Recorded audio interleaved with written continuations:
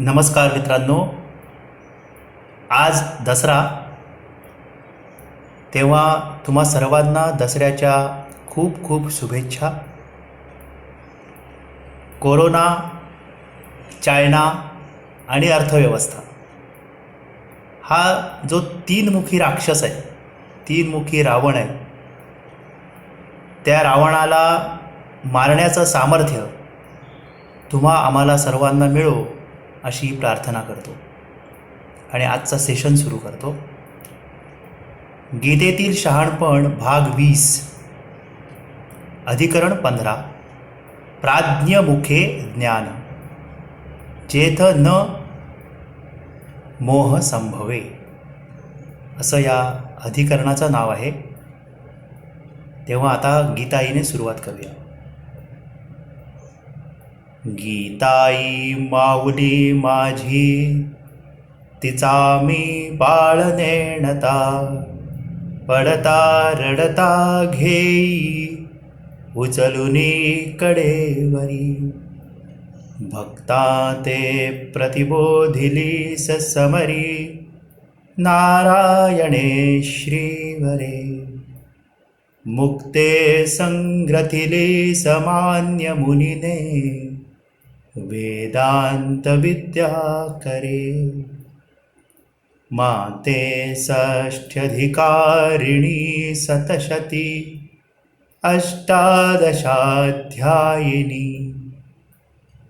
तू ते मी अनुसंधितो निषिदिनी. गीते भयद्वेषिणी, गीते भयद्वेषिणी.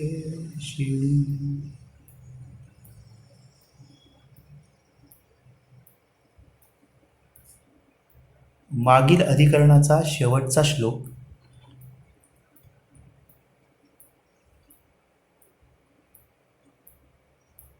श्लोक 32. विशेष बोलिले वेदे, असे यज्ञ अनेक हे. कर्माने घडिले जाण, जाणुनी सुटशील तू. विविध प्रकारचे यज्ञ आपण केले पाहिजेत. ही आपल्या मानसिक अवस्थेला अधिक सशक्त बनवणारी अशी साधनं आहेत. स्वधर्म हे आपलं नेहमीचं कर्म करत असतानाच त्यातून वेळ काढून ही साधनं केली पाहिजेत. त्यामध्ये देवतांचं पूजन, अर्चन, कीर्तन, त्यानंतर जप, तप,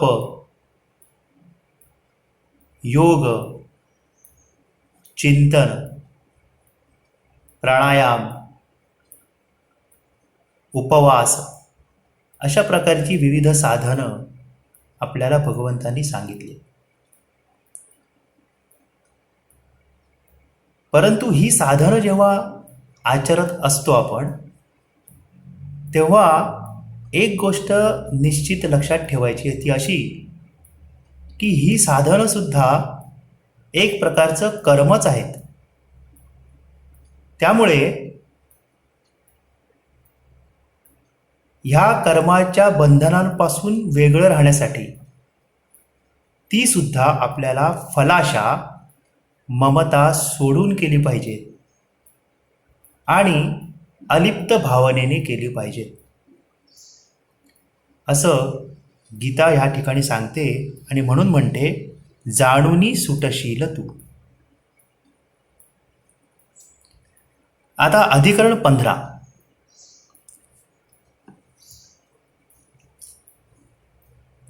तेहत्तीसावा श्लोक आहे. द्रव्य यज्ञादिकांहुनी, ज्ञानयज्ञची थोरतो. पावती सगळी कर्मे, अंती ज्ञानात पूर्णता.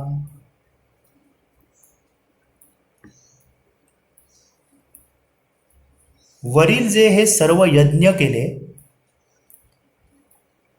त्या सर्व यज्ञांमध्ये ज्ञानयज्ञ हा सर्वश्रेष्ठ आहे असं भगवंतांनी या ठिकाणी म्हटले. ज्ञानयज्ञ याच्यामध्ये ज्ञान शब्दाचा अर्थ पुन्हा एकदा आपण समजून घेणार आहोत.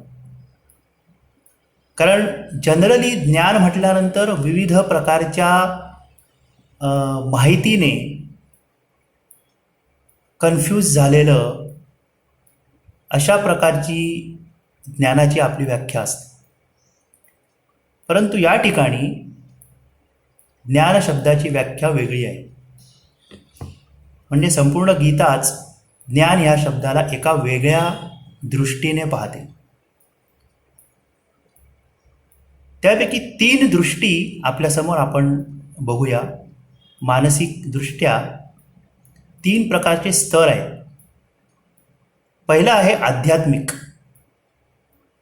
आध्यात्मिक स्तरामध्ये ज्ञान म्हणजे ब्रह्म आणि आत्मा यांच्या एकीकरणाला ज्ञान असं म्हणतात. ब्रह्मात्मैक्य ज्ञान अशी ती संपूर्ण संज्ञा आहे. दुसरं आहे आधिदैविक. या ठिकाणी जो उपासक असतो तो कोणत्या ना कोणत्या देवतेला सर्वश्रेष्ठ मानतो आणि हे संपूर्ण जग आणि एकूणच सर्व गोष्टी ह्या देवतेच्या अधीन आहेत असं मान्य करून पुढे जात असतो. त्यामुळे सर्व काही परमेश्वरानेच केलेलं आहे अशी त्याची भावना असते आणि सृष्टी आणि परमेश्वर हे एकच आहेत असा त्याला पुन्हा एकदा एकत्वाचा भाव त्याचा असतो. तिसरा भाग आहे आधिभौतिक. आता आधिभौतिक दृष्टीने जर पाहिलं तर मात्र फक्त सृष्टी, निसर्ग आणि त्याचाच आपण एक अंश आहोत ह्या विचाराने चालणारे लोक आपल्याला ह्या आधिभौतिक शाखेमध्ये दिसतात. तर या 3ही प्रकारांमध्ये अंतिमतः एकत्व म्हणजे मी आणि सर्व हे एकच आहेत अशी भावना आपल्याला रिअलाइज होणं म्हणजे ज्ञान म्हणजे रिअलायझेशन आहे. आता हे ज्ञान आपल्याला सर्वांच्या ठायी दिसत नाही. उदाहरणार्थ आपल्याकडे भरपूर ज्ञानप्रसाराची साधनं आहेत. ग्रंथालय मुबलक आहेत. हजारो वर्षापासून लोक वाचन करत आहेत. अनेक मोठे मोठे लेखक, विचारवंत विचार करत आहेत. परंतु आणि आता हल्ली तर इंटरनेटच्या माध्यमाने इन्फॉर्मेशनचा काही म्हणजे त्याला काही लिमिट राहिलेलं नाही. अशा परिस्थितीत सुद्धा माणूस झालेला आपल्याला पाहायला मिळत नाही. हे दुर्दैव आहे. आणि ह्याचं कारण हेच की ह्या सर्व व्यापालाच आणि त्या व्यापाच्या ज्ञानाला किंवा माहितीला तो ज्ञान समजत बसतो. आणि एवढं सगळं मिळून सुद्धा त्याचं हे जे वरचं डोकं आहे ते खोकच राहतं. कारण त्याला नेमकं हे ज्ञान होत नाही किंवा हे ज्ञान तो करून घेत नाही की अंतिमतः आपण ह्या सृष्टीचा अंश आहोत त्याच्याशी आपलं एकत्वाचं नातं तो अनुभवत नाही. म्हणजे त्याला पेपरवर समजतं, पण ते त्याच्या डोक्यामध्ये आत्मसात होत नाही. आपण परमेश्वराचे अंश आहोत हे त्याला पेपरवर आणि धर्मस्थळांमध्ये समजतं, पण त्याला ते आत्मसात होत नाही. ब्रह्मात्मैक्य ज्ञान हे वेदांच्या वाचनातून आणि चिंतनातून त्याला समजतं, पण ते आत्मसात होत नाही. हे आत्मसात होण्याची प्रक्रिया म्हणजेच ज्ञान, असं गीताई किंवा गीता आपल्याला सांगते. आता पुढच्या श्लोकाकडे वळूया.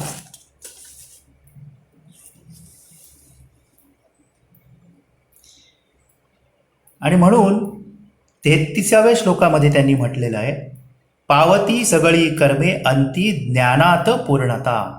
तेव्हा अशा प्रकारचं ज्ञान होणं, रिअलायझेशन होणं म्हणजेच ह्या सर्व कर्मांचा काहीतरी अर्थ आहे. या कर्मांना काहीतरी अर्थ आहे अशा प्रकारचं ज्ञान झालं तर. 34वा श्लोक, सेवा करुनी ते जाण नम्र भावे पुसूनिया ज्ञानोपदेश देतील ज्ञानी अनुभवी तुझ. वाचून आणि ऐकून तुझी बुद्धी जर त्रस्त झाली असेल, कन्फ्यूज झाली असेल, तर तू संतांना शरण जा. ज्ञानी अनुभवी असे संत, त्यांना त्यांची सेवा कर, त्यांच्यासमोर नम्र भावाने प्रश्न विचार, म्हणजे ते तुला ज्ञानोपदेश देतील. खरं ज्ञान काय आहे ते तुला ते सांगतील. ज्या ज्ञानाने असा मोह न पुन्हा पावशील तू, आत्म्यांत आणि माझ्यांत भूते निशेष देखुनी. पुन्हा या श्लोकामध्ये ज्ञान शब्दाचीच व्याख्या केलेली आहे. ज्ञान म्हणजे रिअलायझेशन. काय रिअलाइज होईल? की या सर्व भूतांमध्ये आत्मा आहे आणि तो आत्मा आणि ब्रह्म हे सुद्धा एक आहेत.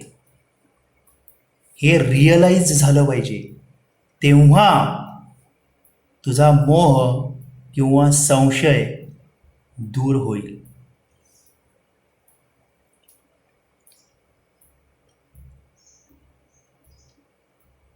जरी पाप्यांमध्ये पापी असशील शिरोमणी, तरी ह्या ज्ञाननौकेने पापते तरशील तू. अत्यंत पापी माणूस सुद्धा, म्हणजे वाल्मिकी तसा वाल्या कोळी होता, त्या पद्धतीचा जरी तू असशील, तरी ही जी ज्ञाननौका आहे, ज्ञाननौका म्हणजे हेच रिअलायझेशन. आणि ते रिअलायझेशन सत्संगाने प्राप्त होत असल्यामुळे एखाद्या पापी माणसाला एखादा नारद भेटला, वाल्मिकीला तसा नारद भेटला, तसं नारद भेटले की ऑटोमॅटिकली ज्ञान झाल्यामुळे, सर्व समावेशक अशा ब्रह्माचं ज्ञान झाल्यामुळे त्याच्यामध्ये आपोआपच सहकार्य भावना निर्माण व्हायला वेळ लागणार नाही, वेळ लागत नाही.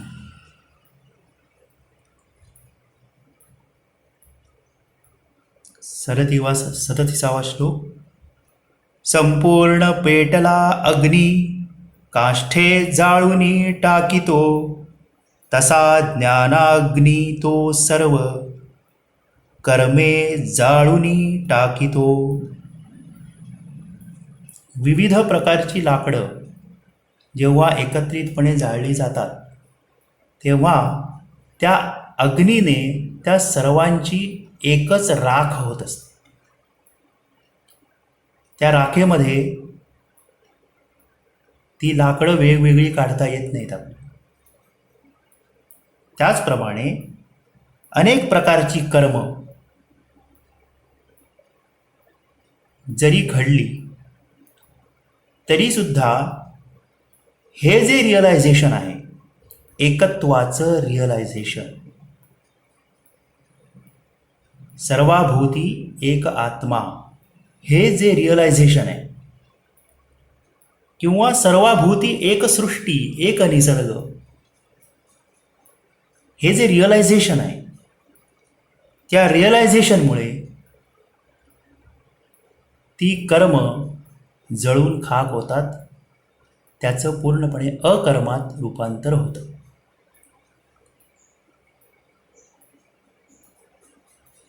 कर्म करून न केल्यासारखी होतात. ज्ञानासम नसे काही, पवित्र दुसरे जगी, योगयुक्त यथा काळी, ते पावे अंतरी स्वये. ज्ञानासम नसे काही.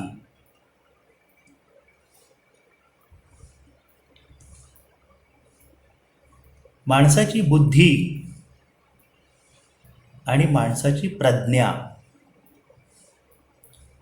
असे दोन मूलभूत फरक आहेत. याच्यामध्ये बुद्धी म्हणजे इंद्रियांनी जे जे ज्ञान आपल्याला होतं आणि त्यावर विश्लेषण करून आपण बऱ्याच गोष्टी इनोव्हेट करतो आणि बरंच काही घडवण्याचा प्रयत्न करतो, ती झाली बुद्धी. आणि प्रज्ञा म्हणजे एक्झॅक्टली मी ब्रह्मस्वरूप आहे हे ज्ञान, किंवा मी त्या परमेश्वराचाच अंश आहे हे रिअलायझेशन, किंवा निसर्गाचाच मी एक अंश आहे हे रिअलायझेशन. हे रिअलायझेशन झाल्यानंतर ते कायम राहणं, आपल्या प्रत्येक कृतीमध्ये कर्म करत असताना ते कायम राहणं, ही अत्यंत महत्त्वाची गोष्ट आहे. आणि हे जे ज्ञान आहे त्याला प्रज्ञा असं म्हणतात. ते अत्यंत पवित्र आहे, त्याच्याशिवाय पवित्र दुसरं काही नाही. आणि जो व्यक्ती योगयुक्त आहे, म्हणजे कर्मयोगाचं पालन करत आपलं कार्य करत असतो. कर्मयोगाचं पालन म्हणजे फलाशा आणि ममता सोडून आणि अलिप्त भावनेने करत असतो, त्याला हे जे रिअलायझेशन आहे ते अंतःकरणामध्ये यथाकाळी म्हणजे योग्य वेळी होतं, आपोआप होतं.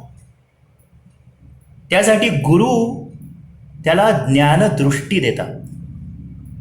कुठल्या दृष्टीने बघ तेवढंच ते देतात, परंतु त्या ज्ञानाचा अनुभव मात्र, त्याची अनुभूती मात्र त्याची त्याला स्वतःलाच घ्यावी लागते, त्याची त्याला स्वतःच होत असते.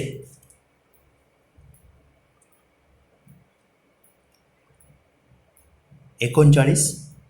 श्रद्धेने मिळवी ज्ञान, संयमी नित्य सावध, ज्ञानाने शीघ्र तो पावे, शांती शेवटची मग. श्रद्धेने मिळवी ज्ञान, संयमी नित्य सावध. ज्ञान मिळवण्यासाठी त्या संतांवर श्रद्धा आपल्याला ठेवली पाहिजे. ते काय सांगतात ते आपण ऐकलं पाहिजे. आणि सावधानता आणि संयम या दोन गोष्टी सातत्यानं पाळल्या पाहिजेत. संयम मनावरचा आणि सावधानता बुद्धीची, या गोष्टी अतिशय महत्त्वाच्या आहेत.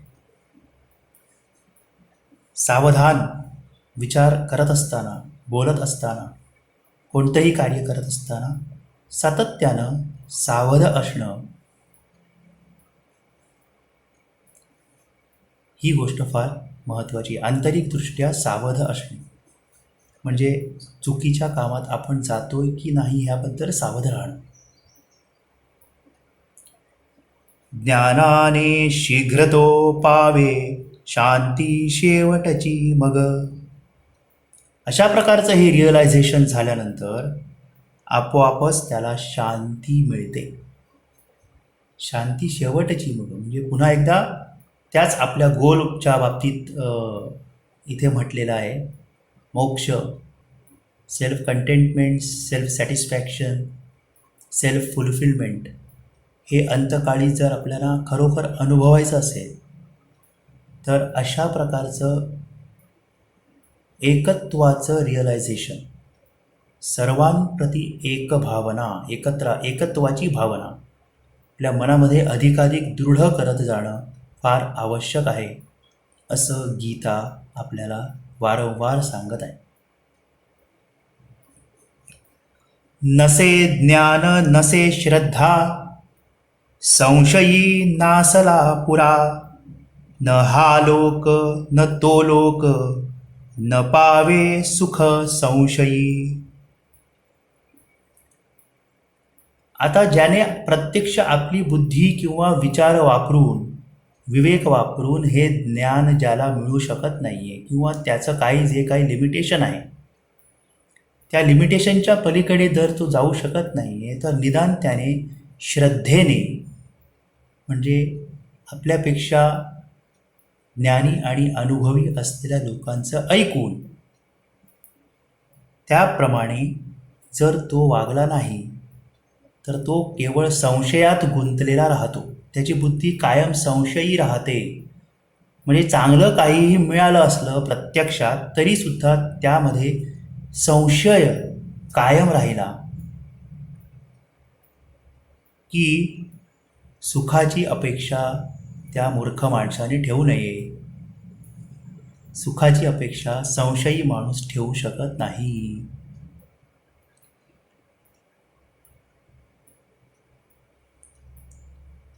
न ह्या लोकी न त्या लोकी, म्हणजे लौकिक जे काही मिळायचं आहे तेही त्याला मिळत नाही आणि पारलौकिक तर दूरच राहिलं संशयी माणसासाठी. म्हणून 41व्या श्लोकात भगवंत म्हणतायत, योगाने झाडिली कर्मे ज्ञाने संशय तोडिले. जो सावधान आत्म्यांत कर्मे त्यास न बांधिती. योगाने झाडिली कर्मे, फलाशा ममता सोडून जो कर्म करतो, ज्ञानाने जो संशय तोडून टाकतो आणि जो आत्म्यामध्ये सावधान असतो. म्हणजे मी शरीर, बुद्धी आणि मन यांच्या पलीकडचा प्रभू आहे. मी परिशुद्ध आत्मा आहे हे त्याच्या मनामध्ये दृढ झालं, त्याला कोणतीच कर्म बांधू शकत नाही.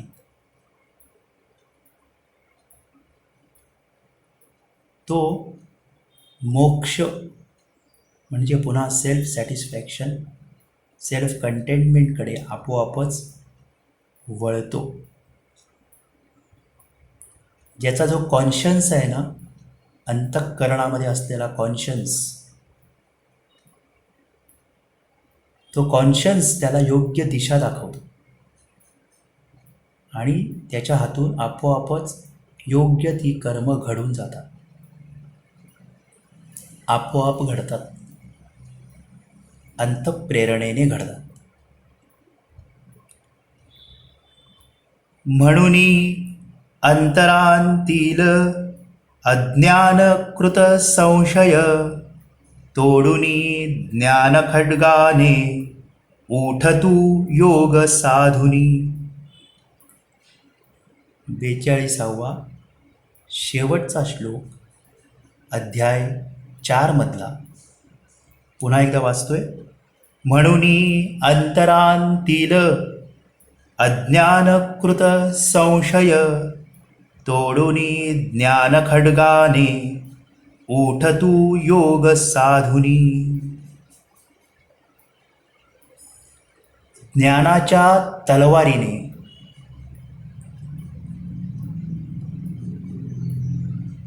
अज्ञानकृत संशय, अज्ञानामुळे निर्माण झालेला जो संशय आहे, जे कन्फ्युजन आहे, जो डाऊट आहे, तो कापून टाक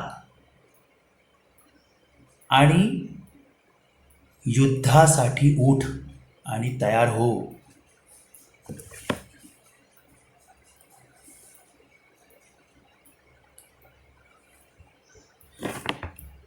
हे असं सुंदर मार्गदर्शन श्रीकृष्णाने अर्जुनाला केलं आहे आणि त्यातून आपण आपल्याला काय हवं आहे ते आता निवडत चाललेलो आहोत. तेव्हा आज आपण ज्ञानाचं महत्त्व किती विशेष आहे ते जाणून घेतलं. ज्ञानाची खरी व्याख्या म्हणजे रिअलायझेशन, हे आपण जाणून घेतलं. आणि आपल्या ह्या साधनेमध्ये आपण कुठे आहोत,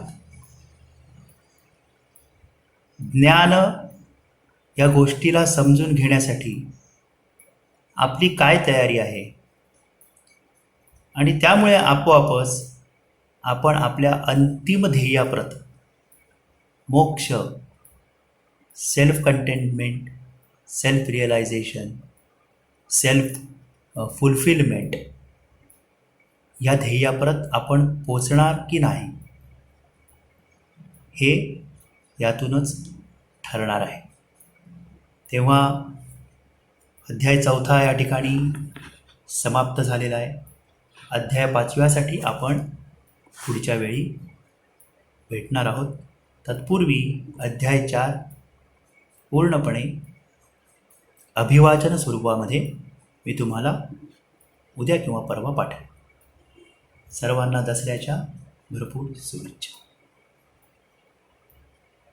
सर्वेपि सुखिनः सन्तु, सर्वे सन्तु निरामयाः, सर्वे भद्राणि पश्यन्तु, मा कश्चित् दुःखमाप्नुयात्.